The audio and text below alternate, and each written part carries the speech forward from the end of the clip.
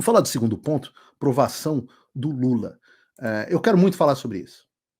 Eu quero muito falar sobre a aprovação do Lula, porque esse é um tema que gera controvérsias, digamos assim. Eu vou mostrar para vocês aqui mais uma notícia, que foi essa aqui. Uma pesquisa feita pelo Data Poder, que mostrou que o Lula é extremamente impopular entre os evangélicos, mas retém alta aprovação entre os católicos. Então, a aprovação do atual presidente entre os católicos é mais do que o dobro do que goza entre os evangélicos. Então, tá aqui, são os números da pesquisa do Data Poder, do Poder Data, na verdade, e mostra que os católicos começaram o governo Lula com 62%, chegaram até 56%, agora estão com 59%. São oscilações aí dentro da margem de erro, significa que a coisa está mais ou menos estável. A desaprovação cresceu um pouco, também aí perto da margem de erro, de 31 para 35%, mas entre os evangélicos você tem aí também números aí oscilando um pouquinho para cima, um pouquinho para baixo, mas a aprovação é muito baixa. 29% de aprovação. Se o Lula tivesse essa aprovação entre o país inteiro, ele já tinha caído.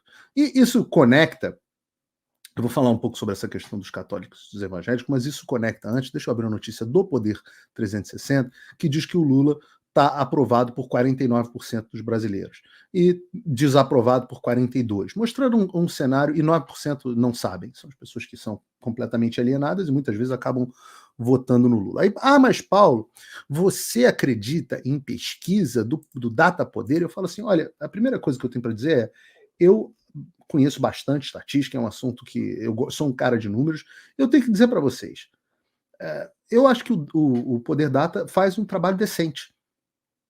Eles fazem perguntas difíceis, eu olho a metodologia deles, parece ok.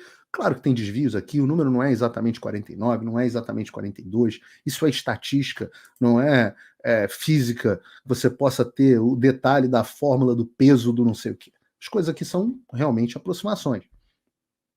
Mas existem duas grandes teses. A tese de que o Lula... Duas grandes teses na direita brasileira hoje. A primeira tese é a tese de que o Lula não tem os votos que as urnas mostraram. Na verdade, ele tem 70%, o Bolsonaro teve 70% dos votos e o Lula não tem nada de votos e foi tudo fraudado. E a comprovação disso é a de que o Bolsonaro vai em todos os lugares e é festejado, faz live para 5 milhões de pessoas, e o Lula não consegue sair na rua e tem que cancelar a live por falta de visualizações. Essa é uma tese.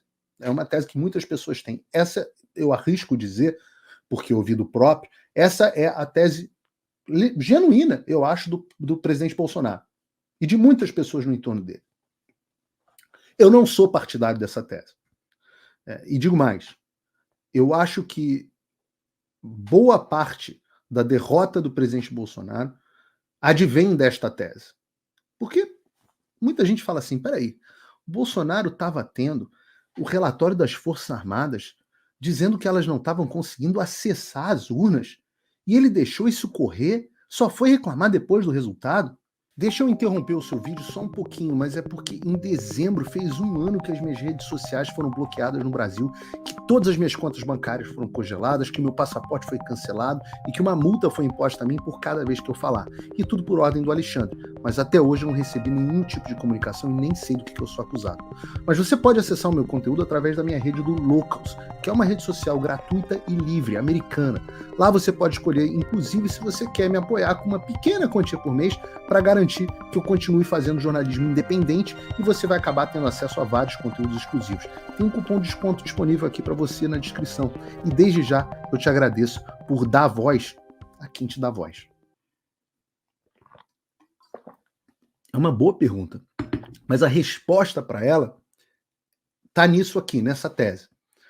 De que as pessoas acham, o presidente achava que ele tinha tanto voto, e eu ouvi isso dele, que ele tinha tanto voto que não iam conseguir fraudar as eleições.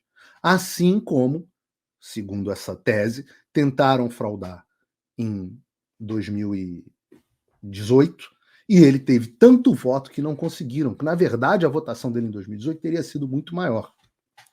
Ele falou isso várias vezes em lives e etc. Dizia, inclusive, chegou a afirmar que tinha provas cabais disso, que ele nunca apresentou. E eu volto a dizer que eu não sou partidário dessa tese. Mas, Paulo, você está dizendo que não teve fraude nas eleições de 2020? Eu falo, não estou dizendo isso. Como eu disse na minha entrevista, eu não tenho como ter certeza, eu tenho a minha opinião. Mas eu posso dizer que as pessoas que acham que o Lula não tem voto, primeiro, elas vivem nas suas bolhas, e todo mundo vive em uma bolha normal, e a gente tem que. É muito trabalho jornalístico para você ficar saindo e beber de outras fontes. Mas, além disso, elas causam um tremendo mal à chamada direita. E eu acho que nem sempre elas se comportam da forma adequada para quem diz isso, porque se você acha que as eleições são totalmente fraudadas e que o grau de fraude é colossal e que conseguem transformar os 70% do Bolsonaro em 49%, por que você vai às urnas em outubro? Ora, está tudo decidido já. Eu não sou partidário dessa tese. Eu não é como, por exemplo, tantos senadores do PL foram eleitos, senadores de oposição, como que Lula, como que Moro, o arqui-inimigo do Lula, foi eleito? Não é uma, eu não acho uma tese muito verossímil. As pessoas confundem quantidade de apoio com intensidade de apoio. Esse é de novo, ciência estatística, ciência política. Você pode ter um músico que agrada muito mais pessoas, como, sei lá, um músico que agrada muito mais pessoas, mas as pessoas não são tão fanáticas. Aí vem uma Taylor Swift da vida e as pessoas passam mal, desmaiam, etc. Porque talvez o tamanho do público não seja tão grande, mas a intensidade é muito grande. E o Jair Bolsonaro tem, claro, muito volume, um número gigantesco de brasileiros, mas ele tem muita intensidade. As pessoas se interessam pela autenticidade dele, pelo que ele tem a dizer. De forma que, para pensar no Brasil do futuro, você não pode fazer o diagnóstico errado. E se você acha que o Lula não tem aprovação no país, você vai se ferrar. Porque, neste momento, ele ainda tem a aprovação de aproximadamente metade do país.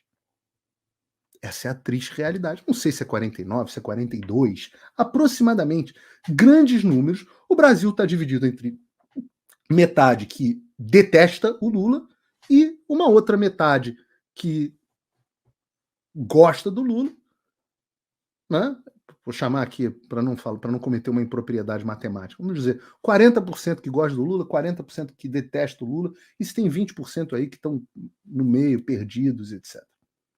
Há outros levantamentos de institutos que eu conheço pessoalmente, institutos inclusive que trabalharam na campanha do presidente Bolsonaro, de pessoas sérias, que têm mostrado que a aprovação do Lula está mais ou menos nessa faixa. E se você acha que não, não pense que eu não escuto vocês. Eu escuto. Eu escuto. Mas eu sei como a banda toca. Eu sei, por exemplo, e mostro aqui para vocês ao longo do programa, pesquisas que mostram que entre as pessoas que consomem a grande mídia, o Lula tem 60% de aprovação. A grande mídia ainda importa muito para muita gente. Essa grande mídia da Vera Magalhães que dizia que o Anderson Torres era filho desencapado e ia implicar o Bolsonaro. As pessoas ainda consomem essa porcaria. Claro que nós estamos aqui com uma audiência gigantesca no Paulo Figueiredo Show, agradeço, todo o programa a gente tem ido muito bem, mas esta não é a realidade. O meu trabalho não é falar para vocês o que vocês querem ouvir. Eu tenho que falar para vocês a realidade, a vida como ela é. Há um outro fator, e esse fator é muito importante. Eu estava conversando antes de entrar no ar com o pastor Silas Malafaia a respeito deste dado aqui, da aprovação do governo Lula em relação à religião. E vocês veem, 29% só dos evangélicos apoiam Lula e 59% dos católicos, é mais que o dobro. E aqui é importante fazer uma distinção. Há tipos de católicos. Há aqueles católicos que, quando o IBGE bate na porta, perguntam qual é a sua religião. O cara responde, católico.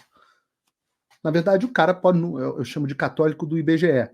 O cara pode nunca ter ido, não ir à missa, etc, etc. O cara pode ser macumbeiro. Uma vez, brincando aqui até com o Thiago Pavinato, uma vez no ar, eu perguntei para ele, qual é a tua religião? Ele falou, católico. Eu falei, quando é que você foi à missa a última vez? Ele, não lembro. Eu falei, quando é que você foi ao terreiro da última vez? Aí ele, isso foi semana passada. Eu falei, então você não é católico. Mas quando chegou o IBGE, quando eu faço a pergunta qual é a religião, o cara responde católico.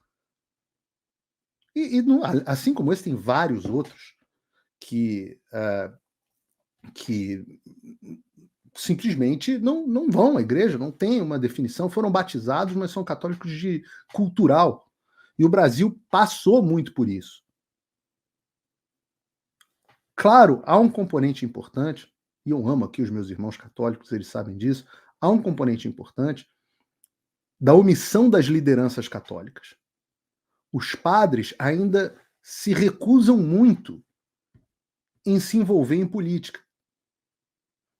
Não quero falar de política, a gente não quer falar de política. Os da CNBB, não. Esses aí é amor, felicidade, por Papa Francisco, por Lula, inocente, Dilma, uma mulher injustiçada, etc. Esses não. Mas os padres de direita, muitos se recusam a se envolver, a deixar a mensagem clara. São poucos, como, por exemplo, você tem o trabalho brilhante, eu não vou ficar citando vários aqui, mas um que me influenciou muito, tem um peso enorme, o padre Paulo Ricardo, que eu sempre escuto, sempre dei muita atenção, tem um peso enorme. Esses caras têm um peso gigantesco. Mas eu digo, se quer saber como resolver o problema do Brasil, a resposta está aqui. Essa é a resposta de como você resolve o problema do Brasil. Se o Brasil fosse 100% evangélico, não tinha, nem que o Lula, nem com, se a tese das 70% de voto tivesse correta, o Lula tinha sido eleito. Nem assim, porque com 29% eles não conseguem eleger ninguém. Ora, caso contrário, eles tinham eleito Sérgio Moro. Caso contrário, eles tinham eleito Luciano Huck. Quem foi? Simone Steppe, calcinha apertada. Por que esses caras não são presidente hoje? Porque é impossível pegar pessoas com popularidade tão baixas e levarem ela a presidente. Não importa o quanto você controle a mídia, as redes sociais, o quanto você prenda os apoiadores do outro lado, o quanto que você censure e até, porventura, manipule as urnas, não importa. Com 29% você não se elege. Então qual é a saída para o Brasil? A saída para o Brasil está dentro da igreja evangélica. A saída para o Brasil é evangelizem as pessoas. E eu me arrisco a dizer que o número entre os reais católicos deve ser parecido. Aqui nos Estados Unidos tem muito isso. O Trump tem algo como 70%, 75% dos votos dos evangélicos. Aí nos católicos o Joe Biden ganha dele. Mas quando você extrai os católicos e coloca lá os católicos que frequentam a igreja, e alguns estudos fizeram isso, os números ficam muito parecidos com os evangélicos. Então, evangelizem as pessoas para Cristo. A política vem depois. Você tem uma cascata. Religião deságua na cultura, que deságua na política. Então, quer salvar? Paulo, qual é a solução para o Brasil imediata? Temos que fazer isso ou aquilo. Apenas uma revolução resolve o Brasil. Apenas a evangelização resolve o Brasil. Nenhum governo se sustenta nesses patamares. Mesmo com todo o complexo industrial de censura que a gente vai falar aqui daqui a pouco com o Agape a respeito.